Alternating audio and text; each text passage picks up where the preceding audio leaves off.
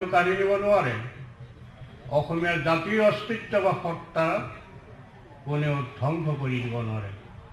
যদি ডেকা শক্তি জাগ্ৰত, সতৰ্ক, অতন্দ্ৰ প্ৰহৰীৰ দৰে থাকে। সৈয়দ আব্দুল মালিকে ক'ব যে আমাক কোনে মাৰে, হু কিলছ আছ, আমাক কোনেও মাৰিব নোৱাৰে। আমি যদি সতেজ হওঁ, আমি যদি তেজাল হওঁ, আমাৰ যদি উদ্যাম থাকে, আমাৰ যদি প্ৰেৰণা থাকে, আমাক কোনে মাৰে? গুৰু শংকৰদেৱৰ যদি আদৰ্শ থাকে, আমাক কোনে মাৰে?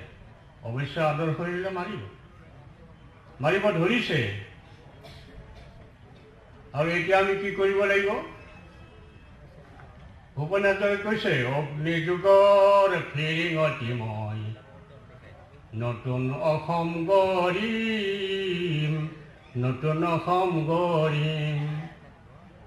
এইটোৱে সমাধান। অগ্নিযুগৰ ফিৰিঙতি, এই ফিৰিঙতিবোৰেই